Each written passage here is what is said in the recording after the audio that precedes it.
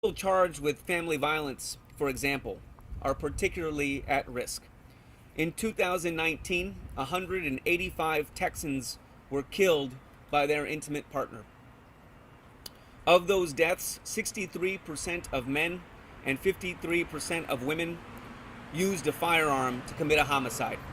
And it's not just intimate partner violence that we have to be concerned about. According to the Crime Intelligence Unit of the Austin Police Department, guns played an increasingly serious role in violent crimes, including family and non-family aggravated assault between 2014 and 2018. But it doesn't have to be this way. We have the power to get more guns off the street. From day one, our office has been clear that we take crimes of violence incredibly seriously. Since the start of this year, our office has secured over 350 indictments for crimes of violence, including murder, kidnapping, sexual assault, aggravated assault, and violent crimes against children. In addition, last month we announced the creation of a homicide and major crimes unit that will be staffed by experienced prosecutors who are experts in the law, well versed in forensics, have previously handled complicated cases, and who have the time to be in regular contact with homicide and major crimes detectives. Now, we are carrying that commitment forward through our office's first firearm surrender protocol. This protocol will ensure that people released on bond who are at high risk of reoffending don't have access to a firearm while their case is pending or while they are on community supervision. Starting today, our prosecutors will be asking judges to require that people at high risk of reoffending release and surrender their firearms as a condition of bond. And starting today, we have protocols in place to ensure that that surrender happens and to ensure that those firearms are safely stored and that a person accused doesn't have access to them. I'm grateful to Constable Lopez, whose team here at Precinct 5 is making our effort possible. I know this is an issue he cares deeply about, and we couldn't make this work without him. I am also grateful to our community partners, Moms Demand Action, Texas Gun Sense, and so many others, whose tireless advocacy ensures that we as officials, as elected officials, are doing all we can to keep guns out of the hands of people who shouldn't have them. This is a common sense policy. We know that reducing access to guns is one of the most effective ways to reduce gun violence. Now I'm pleased to introduce the County Attorney, Delia Garza, to tell you about her efforts to keep guns out of the hands of people who may pose a threat to our community. Good afternoon. I'm Delia Garza, Travis County Attorney. One of the top priorities of my administration is violence prevention and protecting survivors of domestic violence. Early in March, the Travis County Attorney's Office implemented a new weapon forfeiture policy to remove firearms from violent offenders. Our policy is a proactive approach requiring our assistant county attorneys to request weapon forfeiture within 48 hours as a condition of bond in cases that involve family violence, pose a public safety concern, or a safety concern for a victim of a crime. This includes cases that involve the use of a firearm, the presence of a firearm, threats of violence, and threats of suicide. We will also request the suspension of any license to carry permits for individuals that fall within our policy. Additionally, when an individual is convicted of a misdemeanor assault family violence, that individual is permanently ineligible to possess firearms. We will work with our judicial leaders and law enforcement to ensure that all individuals convicted of assault family violence surrender their weapons within 48 hours of an order. I would also like to thank Constable Lopez and our Sheriff Sally Hernandez for their assistance in helping us keep guns out of the hands of dangerous individuals. To ensure that we are quickly identifying cases that pose a public safety concern, all of our criminal prosecutors have been trained on a new policy and lethality assessment. timely relinquishment of weapons is an essential dynamic in violence prevention. We must work together to ensure that individuals subject to a weapon forfeiture order surrender their firearms immediately. Unrestricted firearm access helps fuel domestic violence and public safety concerns. We know that an abuser's access to a firearm poses a serious threat to victims and to the general public, making it 5 times more likely for a murder to occur. We must continue to enforce weapon forfeiture and enact policies that prevent abusers and violent offenders from accessing firearms. You know, most of the time, cases come to us when something bad has already happened, and implementing these kinds of proactive approaches allow us the opportunity to make sure that nothing bad continues to happen. And so I'm grateful to work with our new DA, José Garza, and all our law enforcement who I know are out there on the front lines. And they're really the ones that bring us this information. We see that information in the work that they do, and then also in talking to victims. So now I'll hand it over to Constable Carlos Lopez.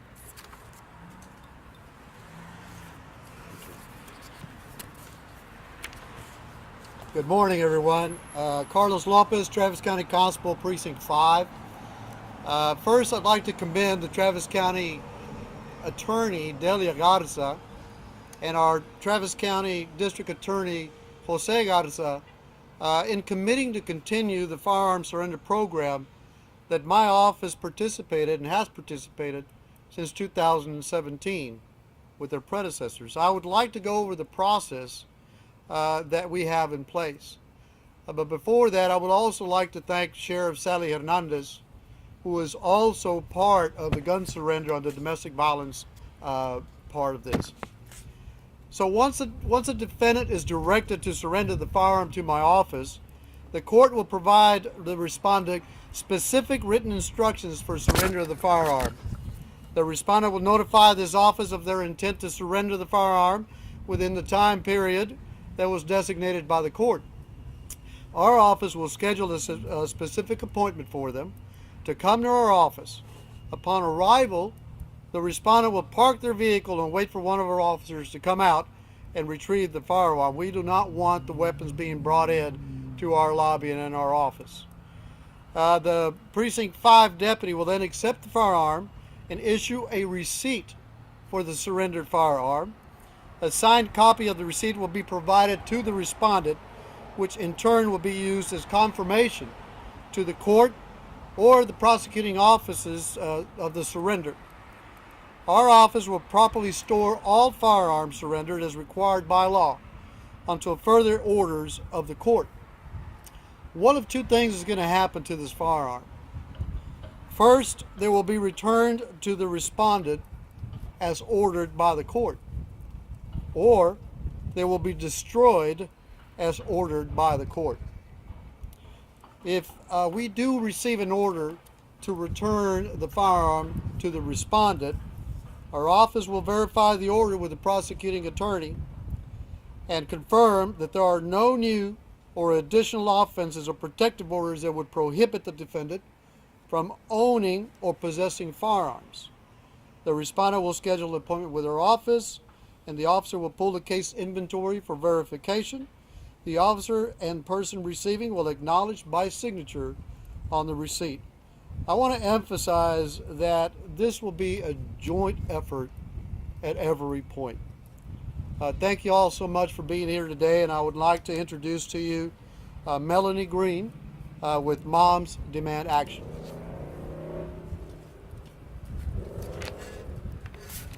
Thank you so much. My name is Melanie Green, and I'm the lead volunteer for the Austin group of Moms Demand Action for Gun Sense in America.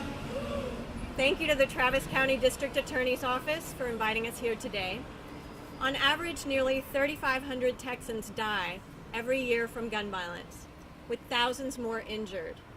Each of those 3,500 Texans has a name. Amanda Broderick, Alyssa Marie Broderick, and Willie Simmons III were killed by a domestic abuser with easy access to a firearm here in Austin a little over 3 weeks ago.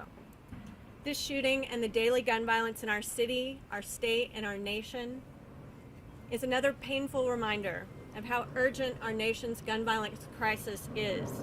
To save lives and to end these senseless killings, we need more than thoughts and prayers. We need action on gun safety, and we need it now.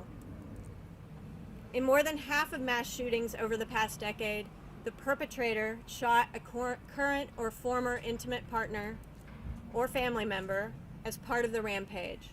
And in Texas, 63% of female intimate partner homicide victims are killed with a gun. Access to a gun makes it 5 times more likely that the abusive partner will kill his female victim. It is illegal for a domestic abuser to possess a firearm. However, unlike many states, Texas law does not lay out a process to ensure that abusers who become prohibited from having firearms turn in the guns they already have. So they can't buy a weapon, but they might still already have guns, and there's no process statewide for them to turn them in. So in this environment, local governments have to do everything they can to keep guns out of the hands of people who should not have them. This is especially important since our Texas legislature seems intent on further dismantling our system of responsible gun ownership by passing permitless carry, which would allow anyone to carry a handgun in public with 0 training and 0 background check. We applaud and support District Attorney Garza for focusing his attention on the urgent need for a firearm surrender protocol in Travis County. And now I'd like to introduce Ed Scruggs from Texas Gun Sense.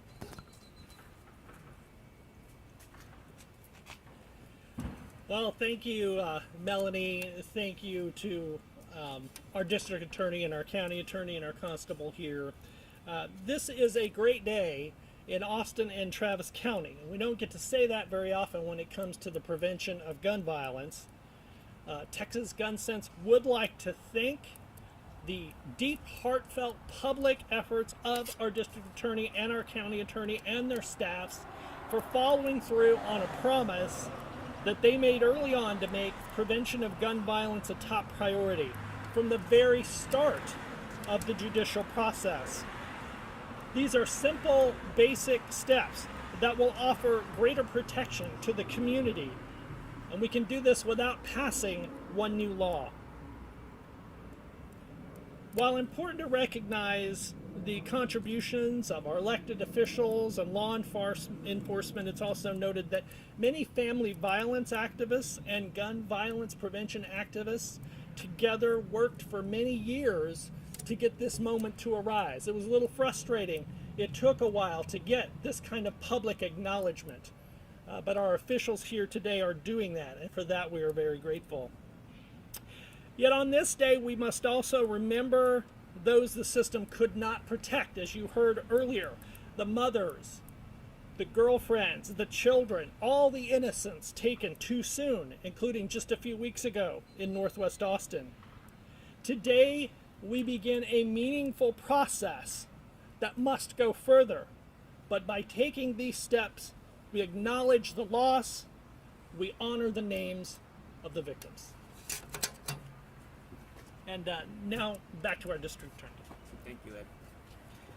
Thank you again for coming. Again, I'm grateful to the county attorney, to Constable Lopez, for his partnership in carrying out this protocol, and to all of the Travis County city and community leaders here today. Grateful to SAFE, to Moms Demand Action, to Texas Gun Sense.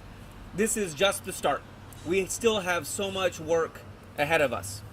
In the coming weeks, we will all be working to ensure that there is a firearm surrender protocol in place between agencies across the county and the city, so that we can get guns out of the hands of people who shouldn't have them.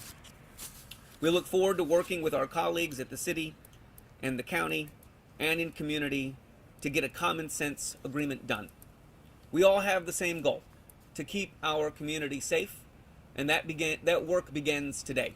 Thank you very much for coming. All of us will be available for pool-aside interviews. Just let us know if you'd like to chat. Thank you so much. Melanie Green. Nice to meet you. Francis Schenker. Francis, nice to meet you. Thank you for being here. You're welcome. Of course. Thank you. This is really. I apologize. This is more encouraging than at the legislature. So Oh, I know, right? Yeah. It's nice to have a. Although there's some